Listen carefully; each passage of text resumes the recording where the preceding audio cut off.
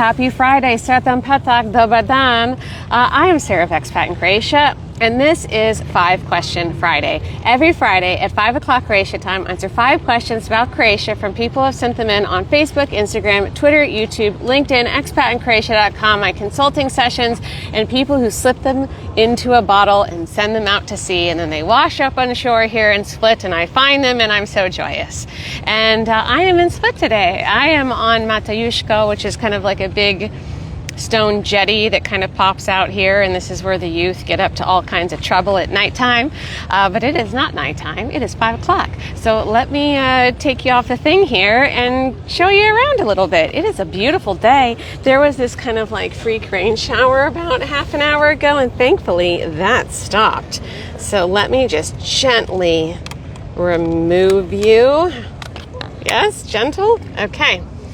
All right, guys, so this is the money shot of Diocletian's Palace, one of the best views that there is. This is the port, cruise ships out to sea. That's Sholta, Island Sholta, that's Brach. Then do you hear that? I don't like cruise ships. I think they're horrible and should be banned from the world, but I like that horn sound. And then up here, that's Marianne Hill, and that brings us all the way back to here. So this is a really, really nice spot. And since it started to get a bit cooler, sorry guys for the chest shot, or you're welcome.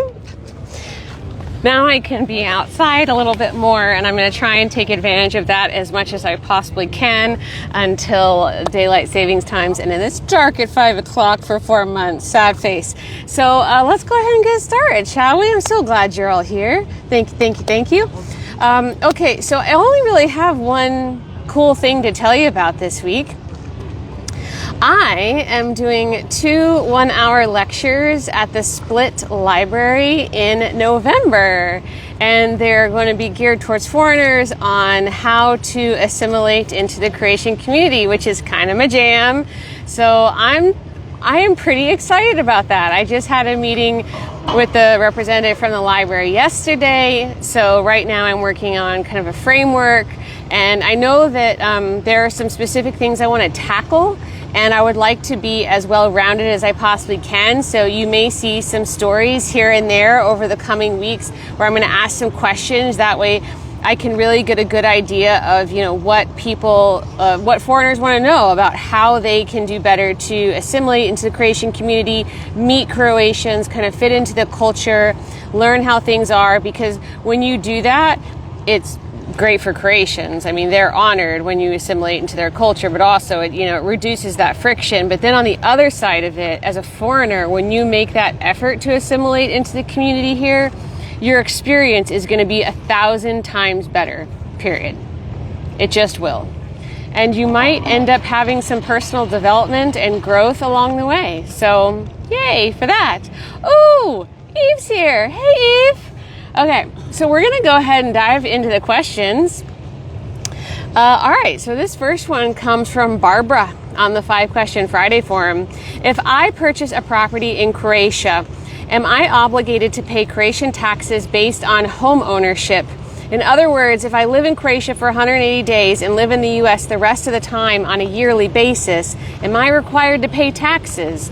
That's a great question. And I know we've kind of danced around this a number of times, but this was phrased in a way that I felt like it was a bit unique, so I wanted to tackle it here. So if you are in Croatia for less than 183 days, then you are not a tax resident in Croatia, which means that you are not a resident for income tax purposes.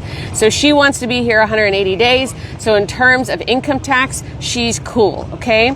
But there is a tax she will have to pay, and that's the vacation home tax, which is called porez na kuće za odmor, which if you literally translate it, it means tax on houses for rest.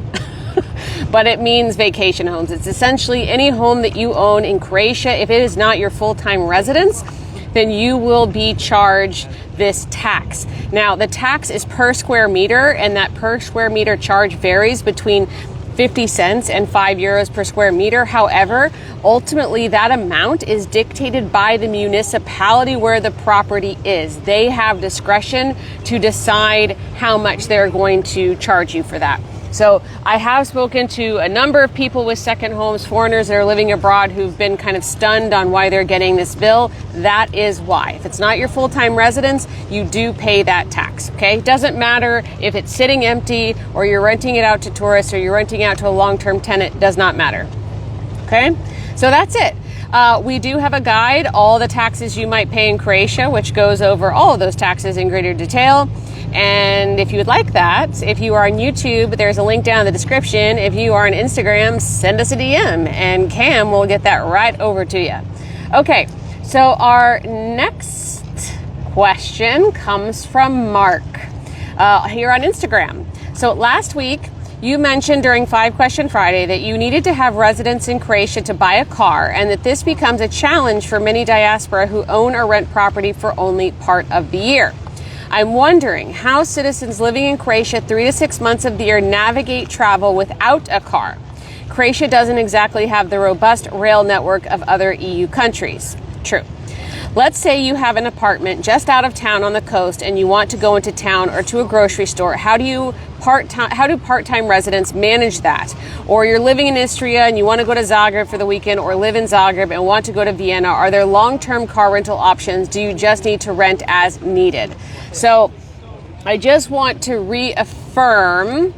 I just see a comment from MSG 000. So Instagram, in their infinite wisdom, does not save these comments here on the lives after we post them. So I would recommend just sending us a DM and Cam can get you that tax guide, okay? Or if you post a comment after we repost the live. I really wish Instagram would change that and we could preserve all those comments, but we're not there yet. Okay, back to the answer.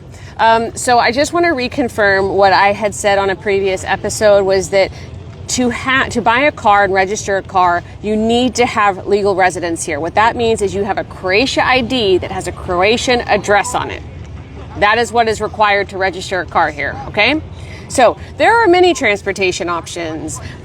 For one, there are buses. There's an extensive bus network, both like public buses, you know, that go in cities, but also they tend to go to suburbs and kind of outlying areas, though they're less frequent. And then you have the long haul buses that go between cities and across the country. So you do have that access.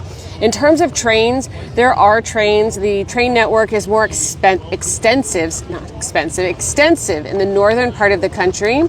But the train does go down to Rijeka and then it goes down to Split. But Split is the end of the line. It doesn't go any further than that.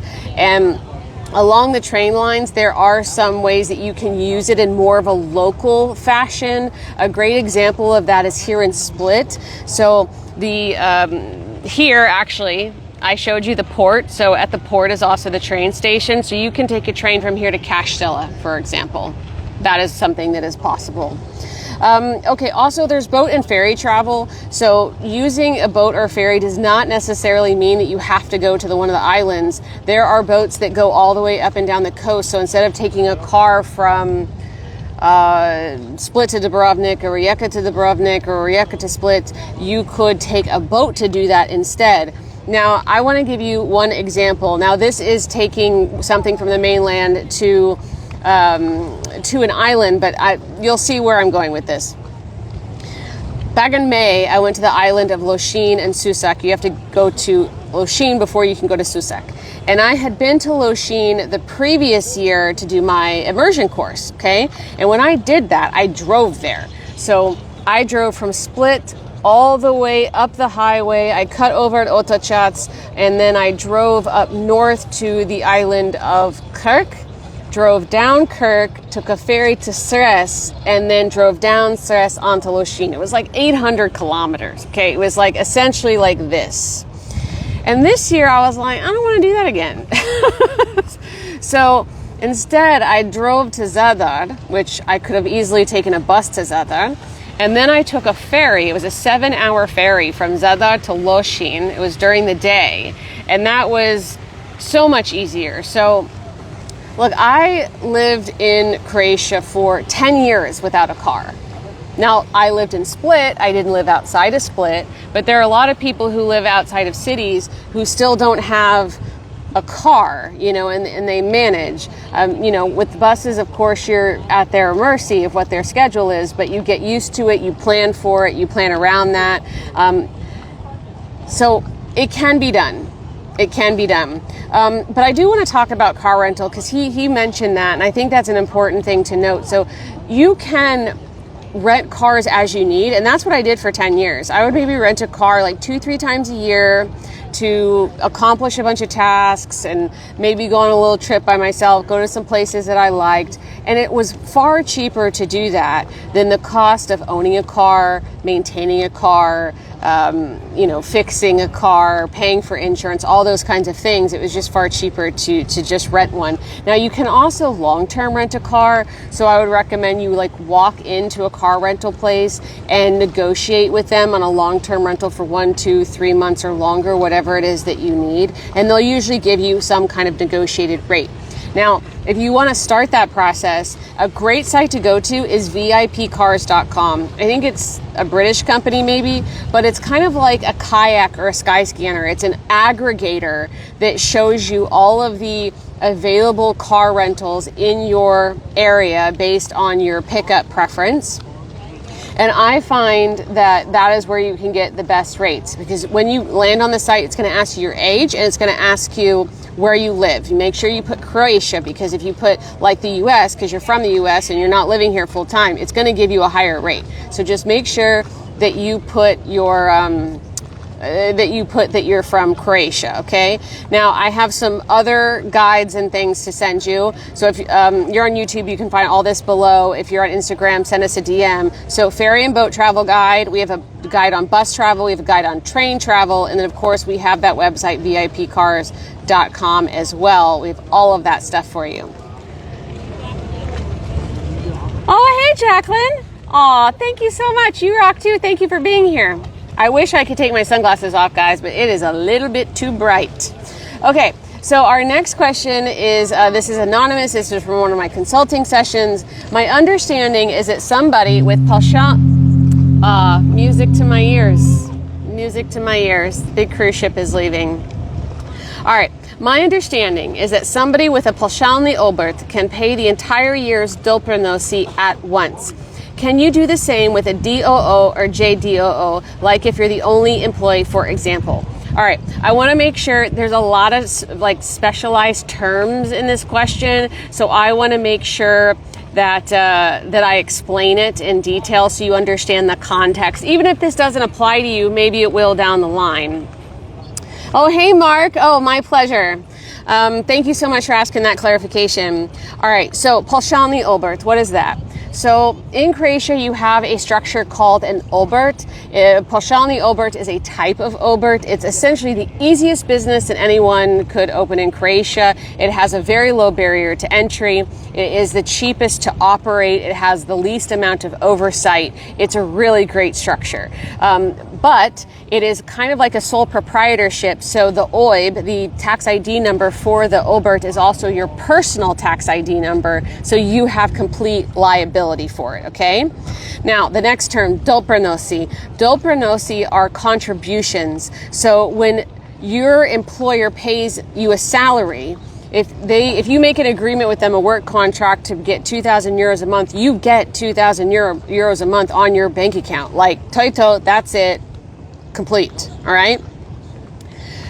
However, your employer is required to pay doprinosi, or contributions, on that salary on your behalf that you don't ever have to deal with, which is healthcare, pension, and income tax, okay? So that doesn't come out of the 2,000 euros. That's something that you never have any interaction with. It is your employer's responsibility, okay? Then he also mentioned a DOO and a JDOO. These are both two types of LLCs in Croatia. Okay, so now that we have gone over all of the terminology, let me tell you the question again. So essentially, when you have an obrt, you can pay your entire year's contributions at one time, or you can pay it monthly or quarterly or however you want. Like it's a different thing. But with LLCs, he wants to know if he can do the same for an LLC, because he's going to be the only employee, and it would help him manage the business a lot more effectively and easily if he could just make one payment for his salary and all his contributions at once. So he wants to know, is that possible? No, it is not. Okay, so an employee must receive a monthly salary. There's no way of even reporting to the tax office that a payment can only be done yearly. And if we're talking about taxes, contributions, it would be huge, given that the fact would be given that you would be paying the gross amount at one time. So I want to make sure that that is clear, because I don't think it was clear there. So let me expand on that.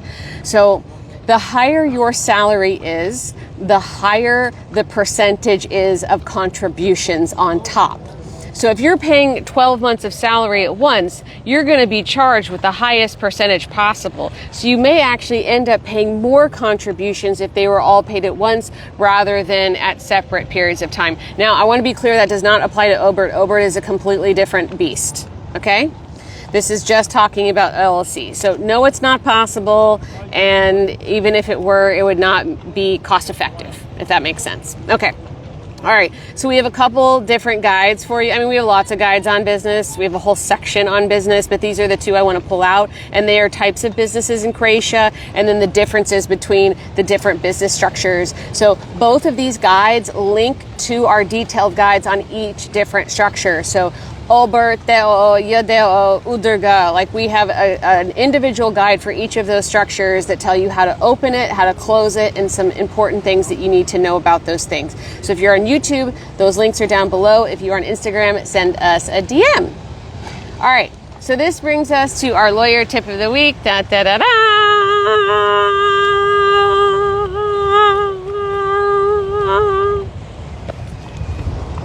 I'm ready now. Okay. All right, let's talk about boundaries. So, Croatian lawyers work 9 to 5 jobs and don't work on weekends or holidays, a structure that most of us are familiar with. Sometimes these boundaries can be overlooked. Often it's related to a difference in time zone. Some of us are blurry with work boundaries and can forget that not everybody works 7 days a week or 10 p.m. at night. If your lawyer gives you their trust and provides you with their personal mobile number, they do so under the assumption that this will only be used for emergencies or urgent matters that must be solved within a few days. If it is not urgent, please stick to email. This allows lawyers to review them during business hours without fielding calls during family meals on the weekend. We all need and deserve precious time off. So, I want to tell you about my struggles with work boundaries, because I have giant struggles. I would say I've gotten better. I don't know. Maybe some of my colleagues are out there and they will say, no, Sarah, that's not true. No, I do believe I've gotten better. But I work odd hours. I usually work 7 days a week. There's not a day that goes by where I'm not thinking about work or not writing something down about work. And, sometimes I need to communicate that to a colleague. We got Slack, I don't know when, sometime this year. And because before that we were using WhatsApp for very quick communication. But, we all use WhatsApp for personal stuff. So it was really kind of creating a boundary issue. And also just speaking about time zones in general, that's something I've struggled with being over here is, I feel like, family and friends in the States don't completely know what time it is here, even though you can go to Google and say current time Croatia. So when you're in a professional relationship with a Croatian professional over here, they're not like a lot of cultures that work obsessively. They have boundaries, and there are lots of time they'll still take the call usually, but they don't want to, and that impinges on their off time. And it's just really important to remember that when you are in a professional relationship with anybody in Croatia, it doesn't matter whether it's a lawyer or not, Croatians really value their quality of life, their off time, their boundaries, their weekends, their evenings. So just because you're paying them something, please don't treat them like you own them. I would say that we often have this problem with tourists that come to Croatia that treat Croatian service people like they're subservient, and that's not nice. No one wants to be treated that way, no matter what it is that they do. So please consider that whenever you're working with any Croatian professional, that they have those boundaries. They don't necessarily work the same times you do, and that they are just trying to do their jobs and serve you to the best of their ability. But they're still human. They're still on the same level. And I got to say that. I got to be upfront about that. And I've been guilty too. I've absolutely been guilty. In the early days, I would gotta say, with some of the lawyers that we collaborate with, I'd just be messaging on WhatsApp at all times, because not everyone's like me. Like, my phone's on airplane mode in a different room when I'm at night, but not everybody's like that. I don't ever have notification sounds on my phone. Otherwise, it'd be going off 1,000 times a day and my head would explode. But again, not everyone's like me. So just keep that in mind, that not everyone's like you. That's it. I don't have anything else to say on that front. I think I've made my point. Okay. All right. So our next question comes from Janelle on the 5-Question Friday forum. I'm wondering about P.O. boxes like in the U.S. Can you talk about the postal system and whether such services are available? Is the postal system private in Croatia? Do they deliver mail 6 days per week? Thanks. I'm a big fan. Thanks for all you do in Texas. Sending hugs, Janelle. Hey, Janelle, sending you lots of hugs to a Texan from a fellow Texan. Okay, so Hrvatska Pošta, which is what the post office here is called, is owned by the state. It is not private. Yes, post office boxes are available and they're free. They are actually free. There's no cost for them. But it's also based on availability. So you need to visit your local post office to see if they have any free post office boxes. And in my experience, not all post offices have post office boxes. So you have to find one that has those boxes. Yes, mail is delivered 6 days a week. You can have your mail put on hold or forwarded, or you can authorize someone to pick up your mail. First time we've gotten questions about the post office. Oh, frog in my throat. We have 3 guides. One is on the post office, one is how to hold or forward your mail, and one is on how to get a post office box. So if you're on YouTube, the links are down in the description. If you're on Instagram, send us a DM. All right. And I guess I should also mention LinkedIn, because I know we repost this on LinkedIn and I think even Facebook as well. In those cases, just drop a comment and we'll get that guide over to you. Okay, our last question is from Juliana on the 5-Question Friday forum. I'm a dual U.S. and Croatian citizen, and I have recently been entered into the property of my mother's family in Zlatin. I am the only living member on the list and was told the best way to proceed is tužiti mrtve. Is this a possibility, or how else can I clean things up after 80 years? So essentially, she's been added to a property that her mother's family owns, and there are a bunch of people who also own the property who are all dead. Okay, so she wants to know how she can go about cleaning up that ownership certificate, okay? So, fun fact, tužiti mrtve literally means sue the dead. So I don't know who mentioned this to you, but you cannot sue anyone who is dead in Croatia. That is a limitation. What you must do is go through a process to remove all of the dead people on the land registry ownership. Now, only notary publics and lawyers have the power to change land registry records. However, notary publics cannot do any processes. So in this case, your only option is to go to a lawyer, and they will have to do a procedure to get each one of those deceased people off of the land registry certificate. I highly recommend you use a lawyer who specializes in property. That is very, very important, and usually one who is local to where the properties are. If you are looking for a vetted Croatian lawyer, we work with a network of them all over the country. We can hook you up with one. If you're on IG, just send us a DM. If you are on YouTube, there is a link down in the description. LinkedIn people, Facebook people, we will send you a link. So that's it, guys. This was a quick one today. I don't think I have anything else to say. It's been a crazy balls week. There's a lot going on, and I wish I could tell you about it right now, but it's a little bit too soon. It's a little bit too soon to kind of share with you all of the developments, but it's just, yeah, it's been like early morning to late at night every day, kind of working on some really massive projects. We have a new thing that we are going to be launching soon. I believe we're going to tease it to you in October, and then in November we're going to launch it to the world, and it's going to make a great Christmas gift. So that is taking up literally all of my time. And I know that speaking for everybody on the team, we really cannot wait to show it to you, because it's something that's been in the works for at least 3 years, at least.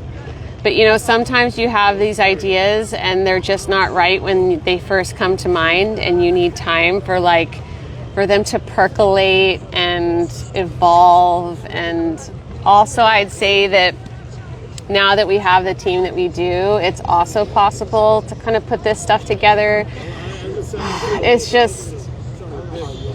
It's really exciting. It's a lot of work right now, and I cannot see the light at the end of the tunnel, but yeah, it's going to be pretty neat. So the last thing I'm going to do is I'm going to show you where I am again, because now it looks like the sky has changed and there's going to be a storm that's going to roll in. So let me take you back off and give you one last view of this beautiful Friday in Split, all right?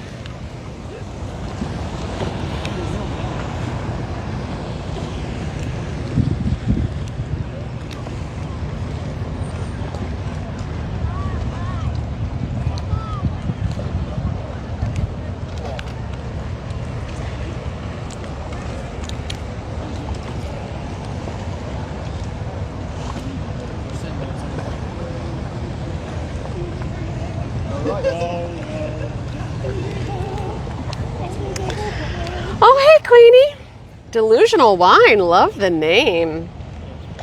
All right, so that's it. If you have any questions you would like to see answered on a future episode, I really dragged that word out, on a future episode of 5 Question Friday, send us a DM, make a comment, use a carrier pigeon, do it in fireworks, I don't know, whatever your preference is. Ball up a piece of paper, throw it at my head, and you might see it answered here in the future. And we love weird questions. I challenge you. So I will see you next Friday from some other place here in Croatia. Bye, bye, bye. Ciao, vidi se.